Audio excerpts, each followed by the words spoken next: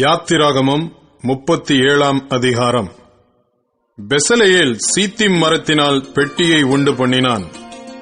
அதன் நீளம் 2.5 முழமும், அதன் அகலம் 1.5 முழமும், அதன் உயரம் 1.5 முழமுமானது.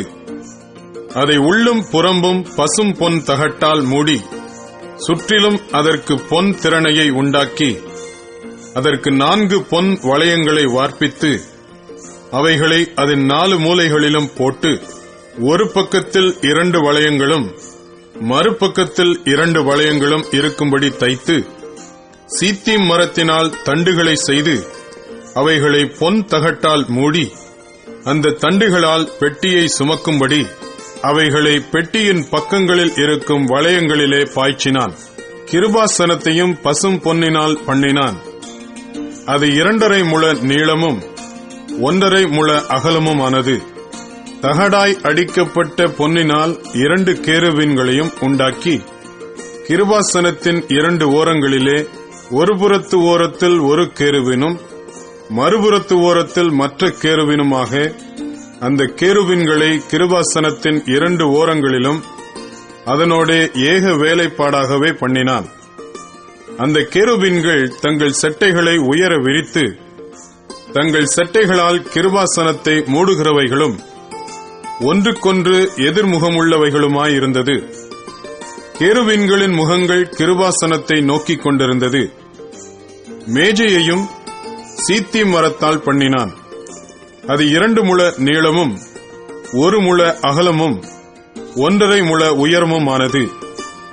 அதை பசும் பொன் தகட்டால் மூடி, சுற்றிலும் அதற்கு பொன் திரணையை உண்டாக்கி, சுற்றிலும் அதற்கு 4 விரற்கடையான சட்டத்தையும் அதன் சட்டத்திற்கு சுற்றிலும் பொன் திரணையையும் உண்டு பண்ணி, அதற்கு 4 பொன் வளையங்களை வார்ப்பித்து, அவைகளை அதன் 4 கால்களுக்கு இருக்கும் 4 மூலைகளிலும் தைத்தான்.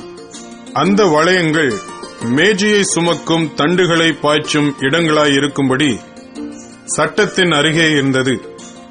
மேஜையை சுமக்கும் அந்த தண்டுகளை சீத்திம் மரத்தால் பண்ணி, அவைகளை பொன் தகட்டால் மூடி, மேஜையின் மேலிருக்கும் பாத்திரங்களாகிய அதன் பனிமுட்டுகளையும் அதன் தட்டுகளையும் தூபக் கரண்டிகளையும் அதன் பானபலி கரகங்களையும் மூடுகிறதற்கான அதன் கிண்ணங்களையும் பசும் பொன்னினால் உண்டாக்கினான். குத்து விளக்கையும் பசும் பொன்னினால் அடிப்பு வேலையாய் உண்டாக்கினான். அதன் தண்டும் கிளைகளும் மொக்குகளும் பழங்களும் பூக்களும் பொன்னினால் செய்யப்பட்டிருந்தது. குத்து விளக்கின் ஒரு பக்கத்தில் 3 கிளைகளும் அதன் மறுபக்கத்தில் 3 கிளைகளுமாக அதன் பக்கங்களில் 6 கிளைகள் செய்யப்பட்டது.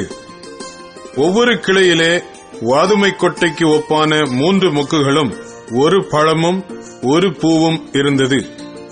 குத்து விளக்கில் செய்யப்பட்ட 6 கிளைகளிலும் அப்படியே இருந்தது.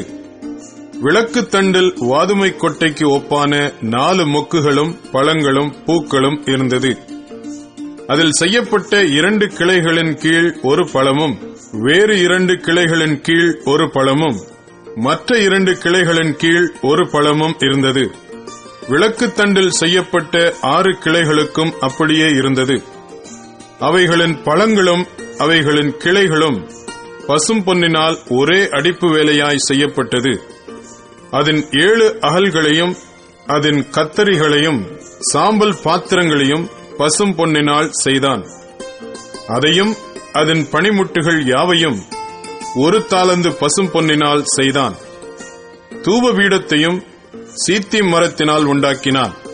அது 1 முழ நீளமும் 1 முழ அகலமுமான சதுரமும் 2 முழ உயரமுமாய் இருந்தது. அதன் கொம்புகள் அதனோட ஏக வேலைப்பாடாயிருந்தது.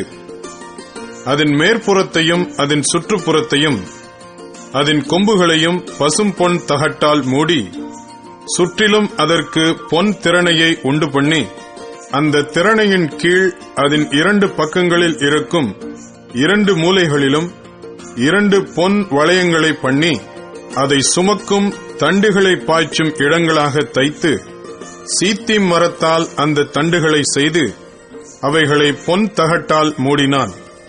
பரிசுத்த அபிஷேக தைலத்தையும் சுத்தமான சுகந்தங்களின் தூப வர்க்கத்தையும் தைலக்காரன் வேலைக்கு ஒப்பாக உண்டு பண்ணினான்.